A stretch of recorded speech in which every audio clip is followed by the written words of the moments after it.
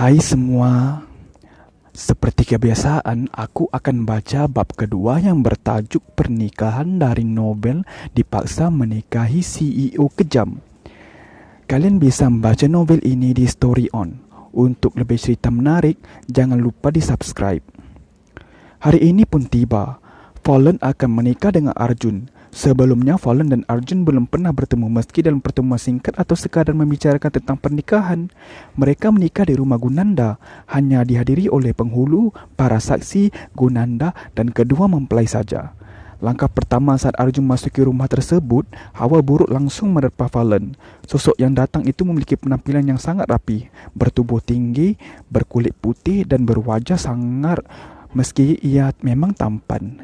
Tatapan menusuk langsung dirasakan Fallen saat Arjun menatap dirinya yang telah mengenakan kebaya pernikahan.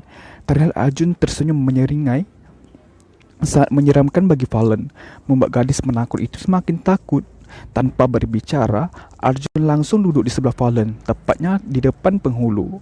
"Kenapa anda tidak menjadi wali nikahnya?" tanya Arjun, membuatnya kini semakin yakin kalau Gunanda memang sangat membenci anaknya. "Biar penghulu saja," ujar Gunanda. Arjun mengangguk dan pernikahan pun segera dimulai. "Sah?" seru Pak Sasi serempak. Dengan begitu, maka Fallen dan Arjun pun resmi menjadi suami isteri. Perlahan, Fallen mengulurkan tangannya untuk mencium punggung tangan Arjun atas anjuran sang penghulu.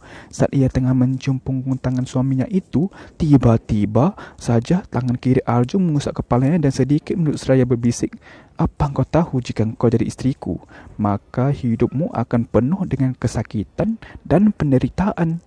Mencengkram tangkuk Fallen hingga membuat gadis itu bergetar ketakutan. Selesai dengan pernikahan, penghulu dan para saksi pun pamit. "Tuan Gunanda, saya harus pulang. Masih banyak pekerjaan yang harus saya selesaikan, termasuk menggulung tikar beberapa perusahaan yang berhutang kepada saya." Arjun tersenyum menyeringai, tetapan dinginnya sungguh menusuk. Gunanda tahu bahwa Arjun baru saja memperingatkan dirinya karena sesungguhnya kemajuan perusahaannya sekarang adalah campur tangan Arjun. "Ya, aku mengerti."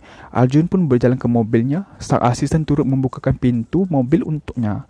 Katakan pada gadis itu, dia punya waktu 5 menit atau pulang dengan berjalan kaki. "Baik, Tuan." Jim membungkukkan badannya. Ia segera menghampiri Fallen yang masih ada di dalam rumah. "Nona, segeralah berkemas," ujar Jim. "Iya, baiklah." Fallen segera bergegas menghampiri ayahnya yang hendak pergi ke atas. "Ayah." Panggilan Fallen pun berhasil membuat langkah Gunanda terhenti. Ia berbalik menatap Fallen yang kini berdiri diam di hadapannya. "Pergilah, engkau bukan tanggungjawabku lagi." "Ayah, engkau adalah pembunuh. Menderitalah seumur hidupmu." Gunanda menatap wajah Fallen dengan penuh dendam yang membara, membuat Fallen hanya bisa tersenyum menahan tangis. "Ayah, bolehkah aku memelukmu meski untuk yang terakhir kali?" pinta Fallen dengan raut wajah memelas. "Bermimpilah, anak pembawa sial. Aku tidak akan mengotori tubuhku dengan kesialanmu." Gunanda pergi meninggalkan Fallen yang kini berurai air mata. Dengan air mata yang sudah tumpah, ia pun tersenyum sembari berkata, "Aku menyayangimu, ayah." Segera ia melangkah menuju mobil Arjun. Jim membukakan pintu untuknya. Mobil pun melaju dengan kecepatan sedang. Fallen hanya duduk diam sembari menunduk sepanjang jalan. Bukan tanpa alasan, ia begitu takut berada di samping Arjun yang kini sedang menatap ponselnya. Sedangkan Jim duduk di depan bersama sang supir. Bukan hanya mobil mereka saja yang sedang berada di jalan tersebut. Ada 2 pengawal yang mengiringi mobil mereka. "Jim, bagaimana dengan Henry? Apakah dia sudah mengabarimu perihal utang yang harus dilunasinya hari ini?" tanya Arjun sambil terus menatap layar ponselnya. "Belum, Tuan. Sebenarnya beliau menolak panggilan saya beberapa hari ini. Ia mengirimi saya pesan singkat. Katanya orang tuanya yang ada di luar negeri baru saja meninggal." "Hahaha." Arjun tertawa sembari mengelengkan kepalanya. "Apa dia kira aku ni orang yang punya belas kasih? Hutang tetaplah hutang. Persiapkan pengacaraku, kita akan menemui siang ini juga. Jika perusahaannya tidak cukup untuk menutupi hutangnya, maka dia harus kita masukkan ke penjara."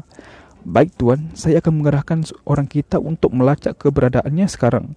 Jim langsung beralih ke ponselnya mengetikkan sesuatu lalu mengirimnya ke seorang yang merupakan pelacak handal. "Oh iya, bagaimana dengan Danu?" tanya Arjun lagi. "Tuan Danu baru saja meninggal 2 hari yang lalu, Tuan, akibat serangan jantung karena kalah tender." Ah, benar, aku sampai lupa. Jangan lupa aku mendatangi keluarganya dan meminta mereka untuk melunasi hutang-hutangnya, atau rumah mereka akan kita sita. Baik tuan, kau juga harus memeriksa laporan dari cabang perusahaanku yang di kota F tentang siapa saja yang berani curang. Masukkan namanya dalam daftar hitam, sehingga warung kecil pun tak ingin mempekerjakan dirinya. Siap tuan. Fallon semakin takut mendengar setiap ucapan tak berhati yang keluar dari mulut Arjun. Ia sungguh tak berniat menjadi pendengar orang yang kejam seperti ini. Jim, kau juga jangan lupa dengan sampah kecil yang akan masuk dalam rumahku. Pastikan dia bersih saat menginjakkan kaki ke dalam rumahku. Saat ini saja aku sudah mencium bau sampah dari tubuhnya. Arjun menutup hidungnya. Hal itu membuat Fallon langsung mencium sisi kanan dan sisi kiri tubuhnya. Cih, hentikan aksi menjijikkanmu itu. Arjun menatap tajam ke arah Fallon. Membuat gadis itu langsung menyudut di pojok mobil karena Arjun mencodongkan kepalanya dengan tatapan mata yang begitu tajam. Maaf tuan. Fallon langsung menunduk. Hahaha. Lihatlah wajah menjijikkanmu ini.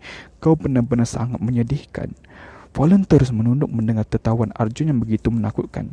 Tak pernah terpikirkan olehnya bahwa hidupnya akan berakhir di tangan orang yang sangat kejam seperti ini.